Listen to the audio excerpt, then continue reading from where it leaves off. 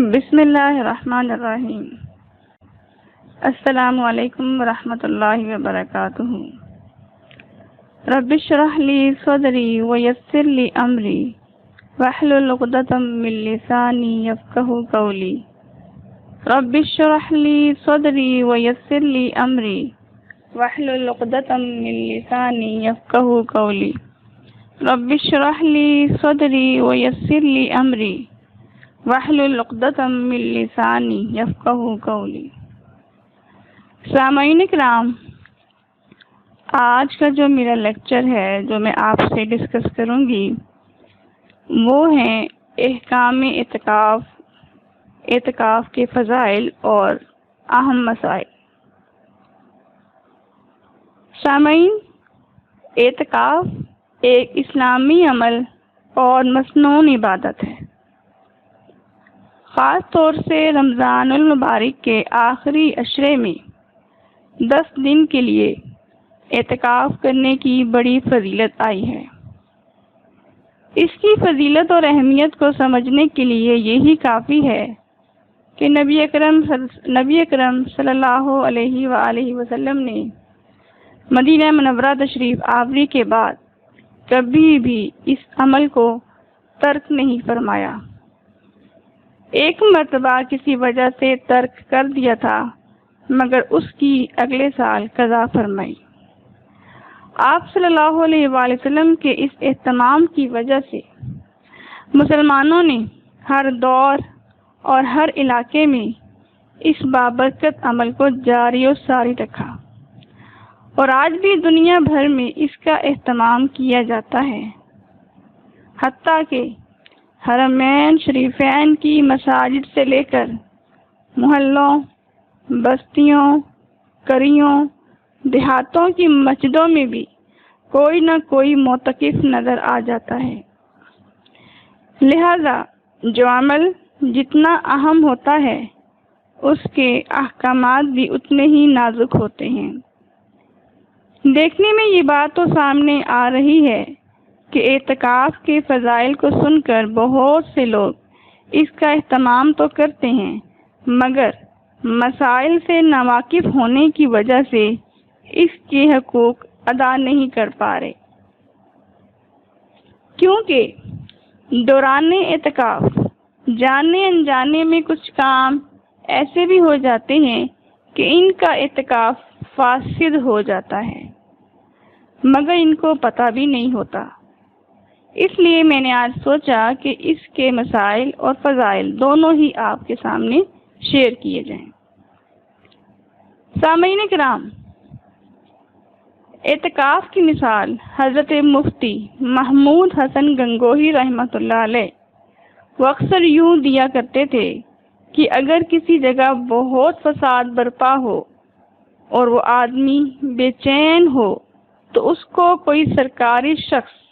اپنے گھر میں پناہ دے دے تو وہ کتنا اپنے آپ کو ایزی فیل کرتا ہے اور پرسکون ہو جاتا ہے اور یہ سمجھتا ہے کہ اب وہ حفاظت میں ہے۔ بالکل اسی طرح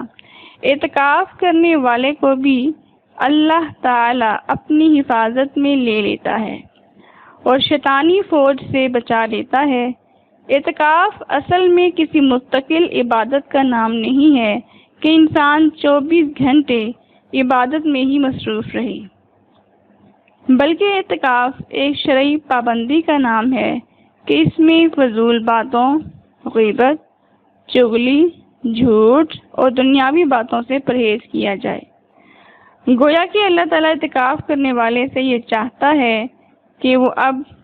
سب سے کٹ کر یکسو ہو کر ہماری طرف متوجہ ہو جائے، کسی اور کی طرف دھیان نہ جائے، اور اس تنہائی میں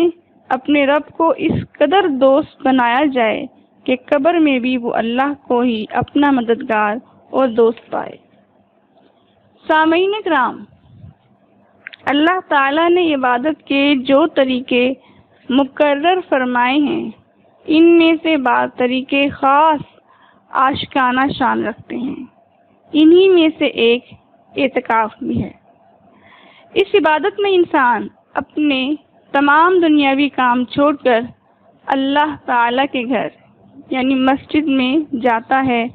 اور سب سے منقطع ہو کر صرف اللہ سے لو لگا لیتا ہے۔ اعتکاف کا قرآن مجید سے ثبوت۔ اللہ تعالیٰ کا ارشاد ہے سورہ بقرہ آیت نمبر 125 پارہ نمبر 2، بسم اللہ الرحمن الرحیم، وَإِذْ جَعَلْنَا الْبَيْتَ مَثَابَةً لِلنَّاسِ وَأَمْنًا وَاتَّخِذُوا مِن مَّقَامِ إِبْرَاهِيمَ مُصَلًّى وَعَهِدْنَا إِلَىٰ إِبْرَاهِيمَ وَإِسْمَاعِيلَ أَن طَهِّرَا بَيْتِيَ لِلطَّائِفِينَ وَالْعَاكِفِينَ وَالرُّكَّعِ السُّجُودِ، یعنی اور یاد کرو جب ہم نے بیت اللہ کو لوگوں کے جمع ہونے کا مرکز بنایا اور امن کی جگہ بنایا، اور تم بنا لو ابراہیم کے کھڑے ہونے کی جگہ کو جائے نماز، اور ہم نے ابراہیم علیہ السلام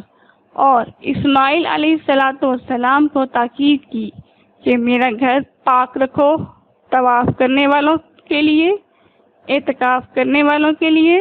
رکوع کرنے والوں کے لیے اور سجدہ کرنے والوں کے لیے۔ اعتکاف کا حدیث سے ثبوت۔ اللہ کے رسول صلی اللہ علیہ وآلہ وسلم اپنی وفات تک رمضان کے آخری عشرے کا اعتکاف کرتے رہے، اور آپ صلی اللہ علیہ وسلم کے بعد آپ کی ازواج مطہرات نے بھی اعتکاف کیا۔ اعتکاف جو ہے، اس میں اعتکاف کا مطلب ہے اللہ تعالی کی خوشنودی کے حصول کے لیے اس کی عبادت اور ذکر و اذکار کرنے کی نیت سے مخصوص طریقے پر ایک خاص مدت کے لیے مسجد میں قیام کرے اور وہاں پر رکے، اسی کا نام اعتکاف ہے۔ گویا کہ یہ کیفیت ایسی ہے جو تمام عبادتوں میں ایک نرالی شان رکھتی ہے۔ کسی شاعر نے لکھا ہے، دل ڈھونڈتا ہے پھر فرصت کے رات دن، دل ڈھونڈتا ہے پھر فرصت کے رات دن، بیٹھے رہیں تصور جانا کیے ہوئے، دل چاہتا ہے در پہ کسی کے پڑے رہیں، دل چاہتا ہے در پہ کسی کے پڑے رہیں، سر زیر بار منت درباں کیے ہوئے۔ حضرت عطا خراسی رحمہ اللہ، یہ بہت بڑے ولی اللہ گزرے ہیں، فرماتے ہیں کہ معتکف کی مثال ایسی ہے جو اللہ تعالیٰ کے در پہ آ پڑا ہو اور یہ کہہ رہا ہو، یا اللہ جب تک آپ میری مغفرت نہیں فرما دیں گے میں یہاں سے ہٹنے والا نہیں ہوں۔ گویا کہ اعتکاف کرنے والا اگرچہ زبان قول سے کچھ نہیں کہتا، لیکن اپنی زبان حال سے یہ کہتا ہے،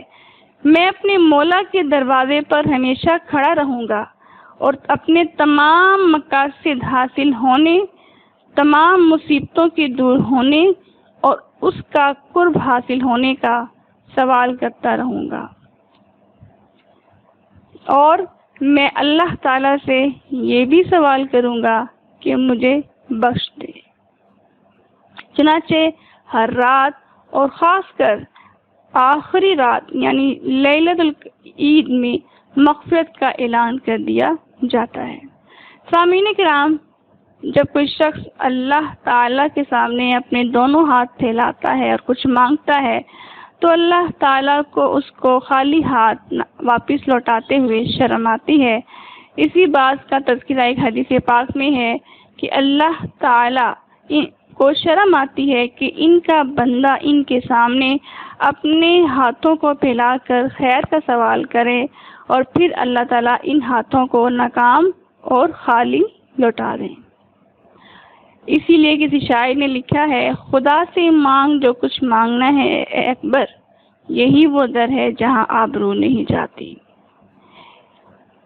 اعتکاف کی خصوصیت، اس کی خصوصیت یہ ہے کہ جب تک انسان حالت اعتکاف میں ہو اس کا لمحہ لمحہ عبادت میں لکھا جاتا ہے، اس کا سونا، اس کا کھانا پینا اور اس کی ایک ایک نقل و حرکت عبادت میں لکھی جاتی ہے۔ اعتکاف مسنون اور اس کی حکمت، رمضان شریف میں اعتکاف مسنون کی حکمت بھی یہی ہے کہ شب قدر کی فضیلت سے فائدہ اٹھانے کا یقینی طریقہ اعتکاف سے بڑھ کر کوئی نہیں۔ ہر مسلمان جانتا ہے کہ اللہ تعالیٰ نے شب قدر کے تعین کو پوشیدہ رکھا ہے تاکہ مسلمان عشر اخیرہ کی تمام طاق راتوں میں جاگ کر عبادت میں مشغول رہیں، لیکن عام حالات میں انسان کے لیے یہ مشکل ہوتا ہے کہ رات کا ایک ایک لمحہ عبادت میں صرف کرے، بلکہ بشری ضروریات کے تحت رات کا کچھ حصہ دوسرے کاموں میں خرچ کرنا پڑتا ہے۔ لیکن اگر انسان اعتکاف کی حالت میں ہو تو خواہ وہ رات کے وقت سوتا ہی کیوں نہ رہا ہو، اسے عبادت گزاروں میں شامل کیا جائے گا۔ سبحان اللہ۔ اور اسی طرح معتکف یعنی اعتکاف کرنے والا اللہ تعالیٰ کا قرب حاصل کرنے کے لیے اپنے آپ کو مکمل طور پر عبادت کے لیے فارغ کر لیتا ہے اور ان تمام دنیاوی مشاغل کو چھوڑ دیتا ہے جو اللہ تعالیٰ سے دور کرنے والے ہیں۔ اعتکاف کی اہمیت۔ حضرت عائشہ صدیقہ رضی اللہ تعالی عنہا کا ارشاد ہے، فرماتی ہیں کہ آپ صلی اللہ علیہ وآلہ وسلم نے رمضان کے پورے مہینے کا اعتکاف بھی فرمایا ہے، 20 دن کا بھی اور 10 دن کا بھی اعتکاف فرمایا ہے۔ گویا کہ ہر سال آپ صلی اللہ علیہ وآلہ وسلم اعتکاف کیا کرتے تھے۔ ایک مرتبہ کسی خاص وجہ سے آپ صلی اللہ علیہ وآلہ وسلم رمضان شریف میں اعتکاف نہ فرما سکے تو پھر شوال میں 10 دن روزہ رکھ کر اعتکاف فرمایا، اور ایک سال رمضان میں آپ صلی اللہ علیہ وآلہ وسلم کسی سفر کی وجہ سے اعتکاف نہ فرما سکے تو اگلے سال رمضان میں 10 دن کی بجائے 20 دن کا اعتکاف فرمایا۔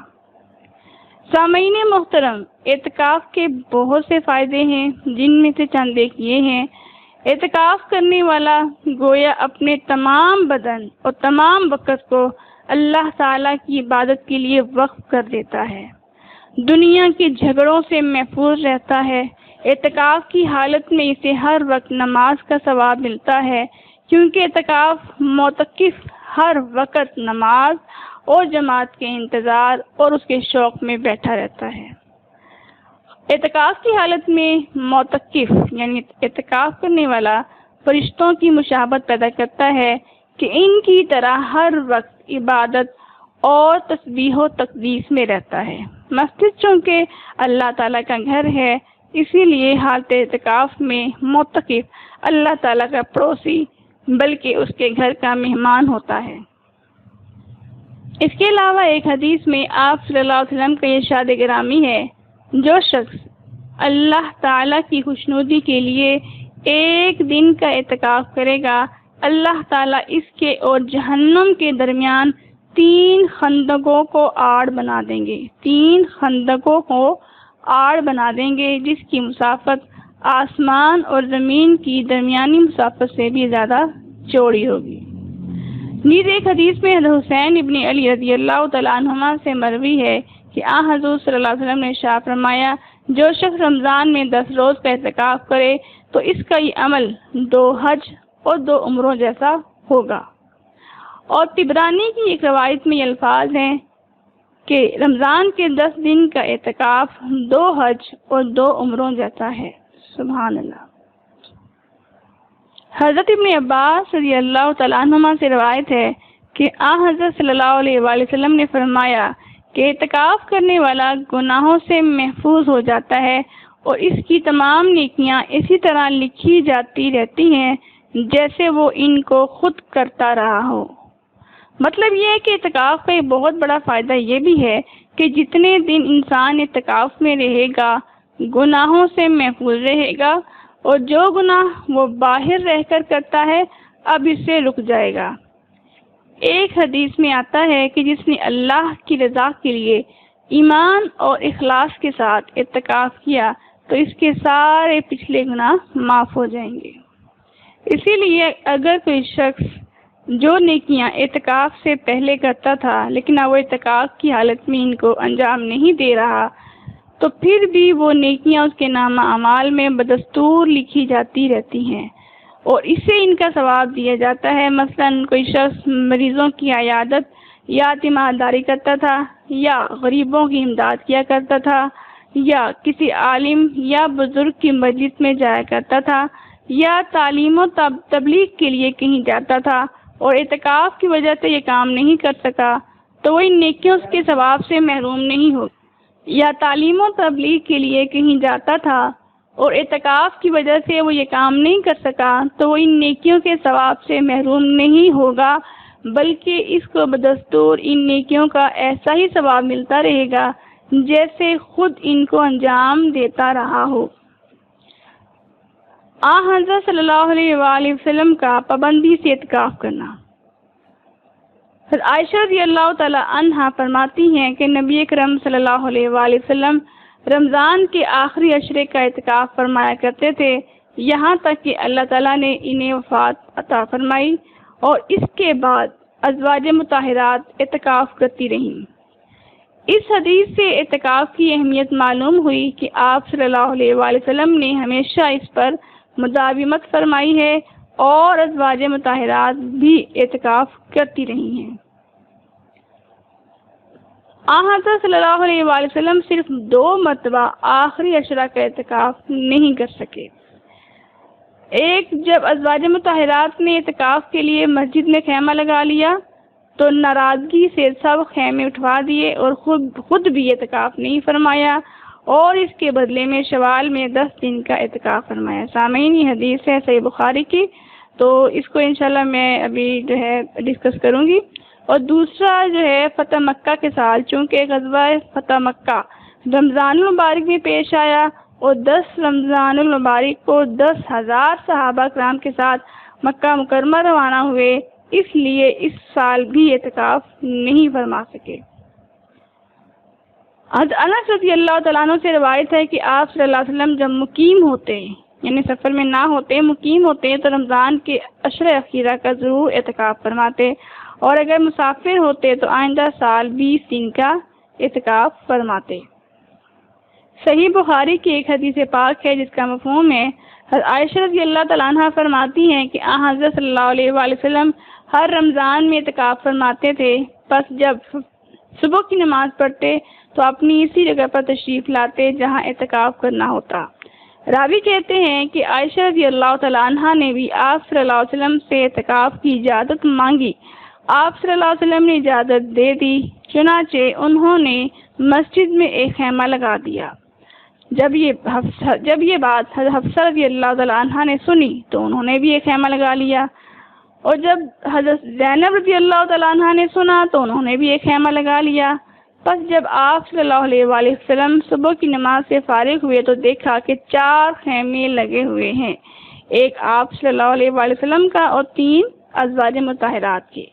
آپ صلی اللہ علیہ وسلم نے پوچھا یہ کیا ہے؟ آپ صلی اللہ علیہ وسلم کو ازواج مطہرات کے بارے میں بتایا گیا کہ یہ ان کے خیمے ہیں۔ آپ صلی اللہ علیہ وسلم نے فرمایا انہوں نے ایسا کیوں کیا؟ کیا نیکی کی وجہ سے؟ ان خیموں کو نکال دو، اب میں انہیں نہ دیکھوں۔ چنانچہ خیمے اٹھا دیے گئے اور آپ صلی اللہ علیہ وآلہ وسلم نے بھی اعتکاف نہیں فرمایا، یہاں تک کہ شوال کے آخری عشرے میں اعتکاف فرمایا۔ سامعین، یہ حدیث پاک صحیح بخاری باب الاعتکاف فی شوال ہے، اس کے اندر سے یہ باب ہے اعتکاف النساء، تو اس میں سے یہ حدیث میں نے آپ کے سامنے بیان فرمائی ہے۔ اس حدیث میں یہ بات قابل غور ہے کہ آپ صلی اللہ علیہ وسلم نے شروع میں عائشہ رضی اللہ تعالیٰ عنہ کو اعتکاف کی اجازت دے دی تھی، لیکن جب دوسری ازواج مطہرات نے خیمے لگائے تو سب کو منع فرما دیا۔ اس کی وجہ بظاہر یہ معلوم ہوتی ہے کہ حضرت عائشہ رضی اللہ تعالیٰ عنہ کا مکان مسجد سے اتنا متصل یعنی ملا ہوا تھا کہ اس کا دروازہ مسجد میں کھلتا تھا، اس لیے اگر وہ اپنے مکان کے دروازے کے ساتھ ہی مسجد میں پردہ لگا کر اعتکاف فرماتی تو ضروریات کے لیے بار بار مسجد میں مردوں کے سامنے سے نہ گزرنا پڑتا، بلکہ ایسا ہی ہو جاتا تھا جیسے اپنے گھر میں اعتکاف فرما رہی ہیں۔ اس کے برخلاف دوسری ازواج مطہرات کے مکانات کچھ فاصلے پر تھے، اس لیے اگر وہ مسجد میں اعتکاف فرماتی تو انہیں بار بار مسجد سے گزر کر اپنے مکان میں جانا پڑتا اور عورت کے لیے سامعین یہ کوئی نیکی نہیں ہے، لیکن جب آپ صلی اللہ علیہ وآلہ وسلم نے دوسری ازواج مطہرات کے خیمے اٹھوائے تو حضرت عائشہ رضی اللہ تعالی عنہ کا بھی اٹھوا دیا تاکہ دوسری ازواج مطہرات کو شکایت نہ ہو، اور پھر خود بھی اعتکاف نہیں فرمایا تاکہ حضرت عائشہ رضی اللہ تعالیٰ عنہ کی دل شکنی نہ ہو، اور پھر خود شوال میں اعتکاف کر کے اس ناغہ کی تلافی فرمائی۔ اس طرح اس عمل سے آپ صلی اللہ علیہ وآلہ وسلم نے اللہ تعالیٰ کے حق سے لے کر ازواج مطہرات تک سب کے حقوق کی رعایت اس انداز سے فرمائی۔ سبحان اللہ۔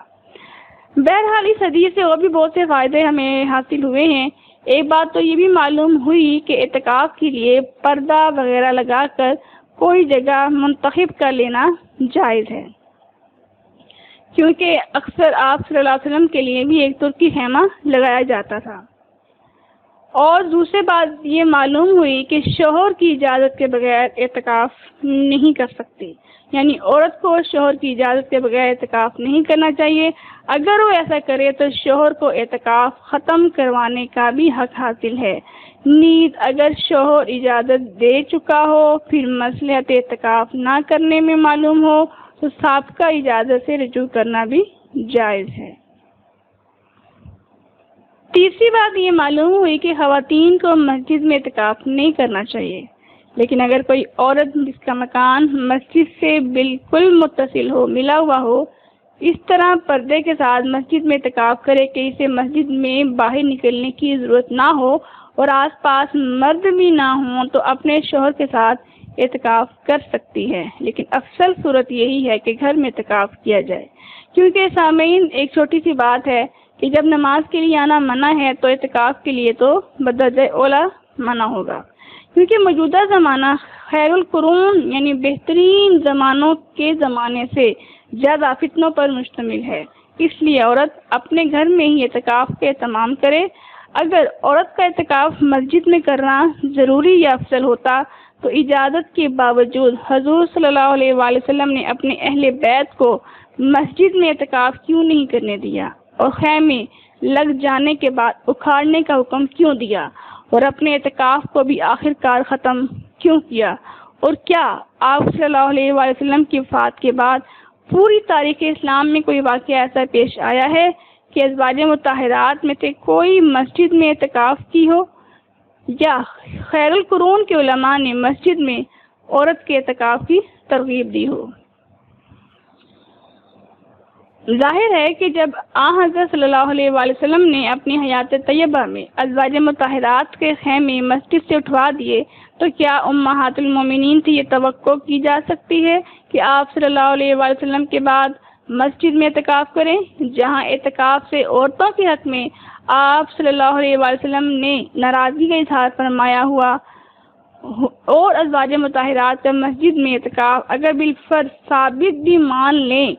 تو وہ دور خیر القرون کا دور تھا جو فتنوں سے پاک تھا، اور آج کا دور پرفتر ہونے کو سمجھنے کے لیے اتنا ہی کافی ہے کہ عورتوں کو مسجد لانے پر اصرار کیا جائے اور انہیں گھر میں اعتکاف کرنے کو بدعت قرار دیا جائے، اور تمام مکاتب فکر کا اس بات پر اتفاق ہے کہ مسجد میں عورت کے لیے جب تک مخصوص اور محفوظ جگہ نہ ہو کہ وہ مردوں کی نگاہ سے محفوظ رہے اور فتنہ کا اندیشہ نہ ہو، تب تک اسے مسجد میں اعتکاف بیٹھنا جائز نہیں۔ اس کے علاوہ مسجد حرام اور مسجد نبوی کے میں ان دونوں مساجد کے علاوہ پوری دنیا میں کوئی ایسی مسجد نہیں ہے جہاں خواتین کے لیے اعتکاف کا انتظام کیا جاتا ہو۔ حالانکہ سعودی عرب جیسے پرامن ملک میں کوئی بھی ایک مسجد ایسی نہیں ہے جہاں خواتین کے اعتکاف کا انتظام کیا جاتا ہو، تو انڈو پاک یعنی انڈیا اور پاکستان کا کیا پوچھنا۔ اگر بالفرض تسلیم بھی کر لیا جائے کہ عورت کا گھر میں اعتکاف مسنون نہیں ہے، لیکن کیا یہ کچھ کم ہے کہ عورت نے تنہائی میں 10 دن اللہ تعالیٰ سے راز و نیاز قرب کی کوشش میں لگی رہی اور شب قدر کی عبادت حاصل کر لی؟ دوسری طرف عورت کے اعتکاف کے لیے مسجد کی شرط لگا کر نہ مسجد میں اعتکاف کروایا جاتا ہے اور نہ گھر میں اعتکاف کی اجازت دی جاتی ہے، جس سے وہ عبادت سے محروم رہتی ہیں۔ بلکہ اس مسئلہ میں شدت کی وجہ سے بعض مرتبہ خواتین تو دور مرد حضرات بھی اعتکاف سے محروم رہ جاتے ہیں۔ اللہ تعالیٰ سے دعا ہے کہ اللہ تعالیٰ ہمیں اعتکاف میں بیٹھنا نصیب فرمائے اور اس کی تمام جو فضیلتیں ہیں، حکمتیں ہیں، جو اس کی نیکیاں ہیں اس کو کرنے کی اور وہ تمام جو خزانے ہمیں سمیٹنے کی توفیق عطا فرمائے۔ تو سامعین، اگر کوئی 10 دن کا اعتکاف نہیں کر سکتا تو 1 دن کا بھی اعتکاف کیا جاتا ہے، وہ بھی مسنون ہے کہ مسنون ہے، سنت ہے۔ بہتر تو یہی ہے کہ 10 دن کا کیا جائے گا، 10 دن کا نہیں ہو سکتا تو 1 دن کا بھی کیا جا سکتا ہے، 3 دن کا بھی کیا جا سکتا ہے، 5 دن، 7 دن، جتنا توفیق ہو سکے وہ کیا جاتا ہے، کیونکہ مقصد تو راز و نیاز کرنا ہے اور اللہ تعالیٰ کو منانا ہے۔ تو اللہ تعالیٰ سے دعا ہے کہ اللہ تعالیٰ جتنے بھی معتکفین اب تک مسجد میں یا گھروں میں خواتین اعتکاف بیٹھ چکی ہیں، اللہ تعالیٰ سب کے اعتکاف کو اپنی بارگاہ میں قبول فرمائے اور سب کی جائز خواہشات اور سب کی جو دلی مرادیں ہیں اور سب کی حاجات جو ہیں ان کو پورا فرمائے۔ وما علینا الا البلاغ المبین۔